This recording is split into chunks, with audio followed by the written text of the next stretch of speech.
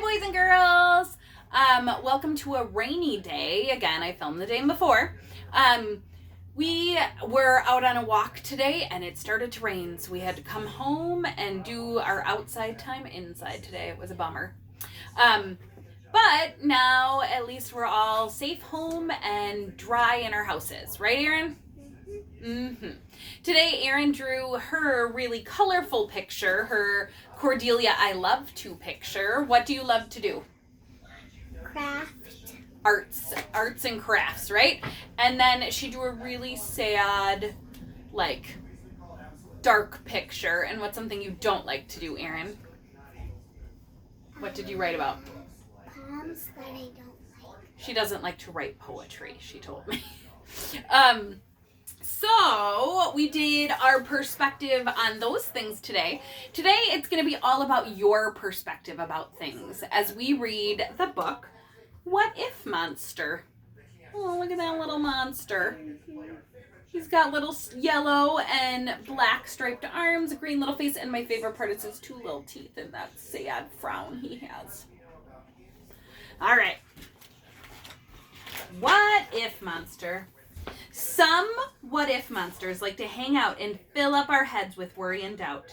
They are sneaky and quiet. As quick as a blink, the words that they whisper can change how we think.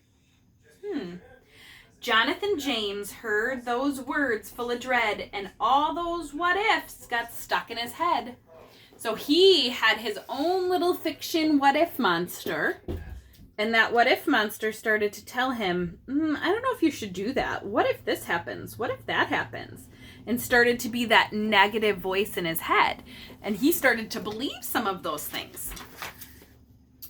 What if you tumble? What if there's wind? What if you slip and your knee gets all skinned? So the little boy's climbing the tree. And then the what-if monster's down below saying, what if, what if, what if, what if? What if they giggle? What if it's chilly? What if you jump and you look really silly? He's up on the diving board ready to dive. And the what if monster's planting all of these what if feelings inside of him. What if it's hard? What if you're bad? What if they laugh and make you feel sad? All those what ifs.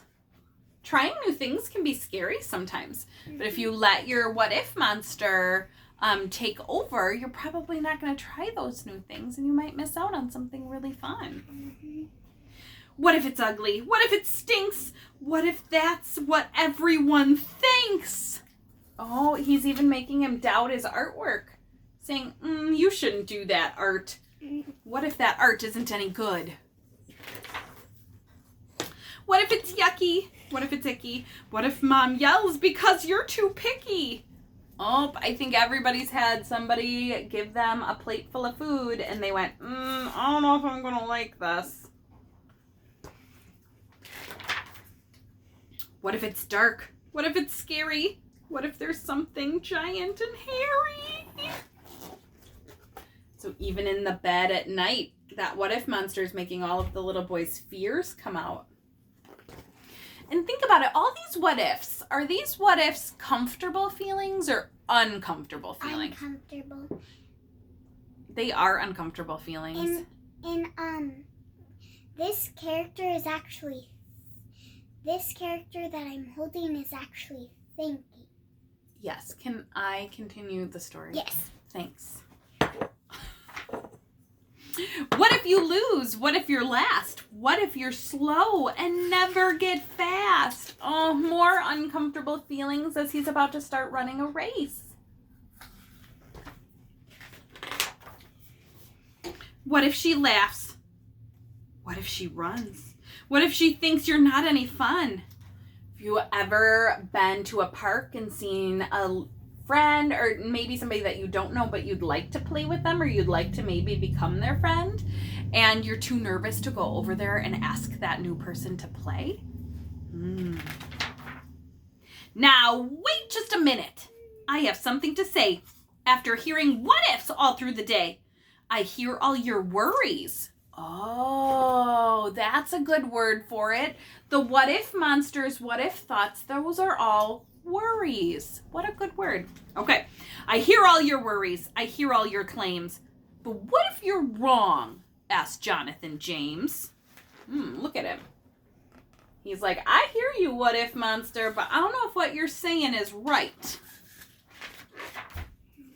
What if I climb to the top of that tree and I never slip or skin up my knee? What if I jump right into that pool and everybody thinks that I look really cool? And what if baseball is nothing but fun and I end up hitting a triple home run? And what if my drawing goes up on the wall and everyone thinks that it's the best one of all? So now he's taken all those negative what ifs and he's turned them to what's the opposite of negative? Unnegative. Unnegative. Very clever thinking, but it's positive. Remember when we were doing our Mojo videos and Mojo was in the airplane with his attitude and his negative attitude made his plane go down, but his positive attitude sent him way up into the air. He turned all those negative what ifs into positive situations. He changed his attitude, the way that he was looking at it, his perspective. Full circle, bringing it back to that perspective.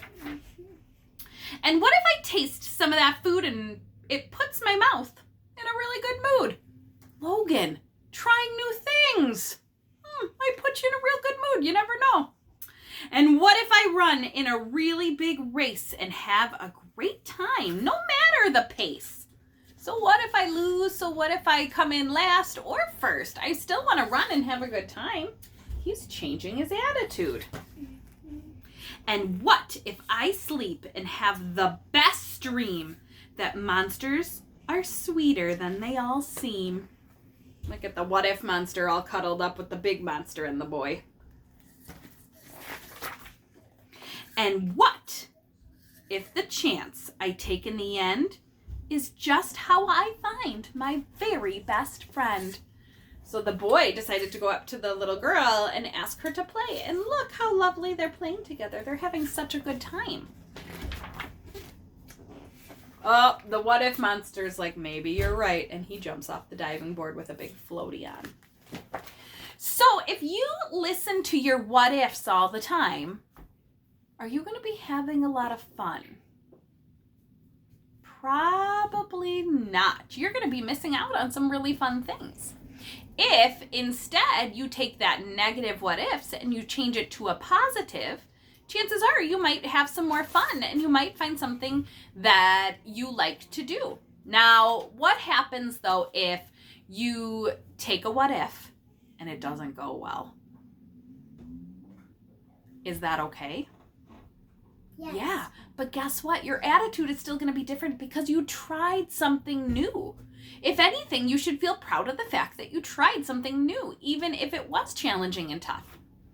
So, for tomorrow, for your challenge, I want you to write about one of your what ifs.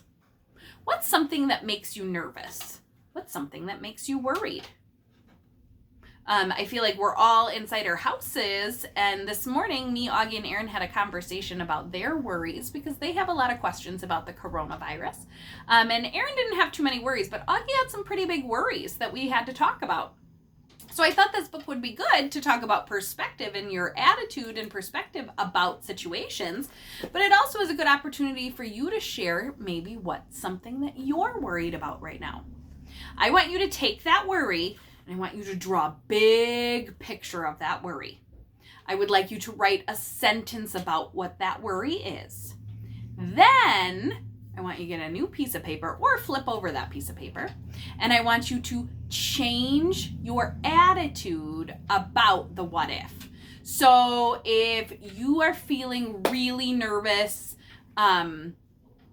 I don't know, about maybe school, not going to school. Maybe you're feeling really nervous about not being able to go to school right now. I want you to flip it and I want you to have a different attitude about it and say, hey, I might not be able to go to school right now, but at least I get to see my teacher on a video, or I get to spend all this extra time at home with my toys. I want you to flip it and have, take that worry that you have and flip it into something positive or something that you're going to try. Maybe, I'm trying to think, What about my main man, Dax? He's real nervous on the stairs, right? He has that fear of heights. Maybe his can be that he's going to walk down the stairs 5 times in a row in his house. And maybe he'll try one time holding onto the railing with one hand instead of 2 hands. He's going to work on that what if, because his fear is, what if I fall? I feel like I'm going to fall. And that what if monster gets all stuck up in his head. So he's going to look into that maybe. Just an idea, Dax. I know a lot of other kids have had some other pretty big worries or what if monsters creeping into their heads. So I'd like you to write about those. Sometimes writing about it too is a good way for us to get those worries out on paper, and sometimes it even makes us feel better. That's your first challenge. Your second challenge today, we only got to play the guess the number game like twice because it takes a while to write those numbers 1 to 100 in your 100 chart. So I want you to save that 100 chart, bring it out again tomorrow and play guess the number. My number is greater than 40. My number is less than 60. And then I was making Erin come up with some of the questions. Is your number greater than 52? And then we would push the numbers out until she got down to a little playing field of 1 or 2 numbers, and then she was allowed to guess what the number was. She also picked a number and had to answer my questions too. So playing Guess the Number, it helps you get really, really familiar with that 100 chart, as well as where the 10s are, where the 1s are, and how to find those numbers on the 100 chart really easily. That's something that will really help you in first grade. All right, everybody have a good night, and I will see you back tomorrow with another video. All right, bye guys.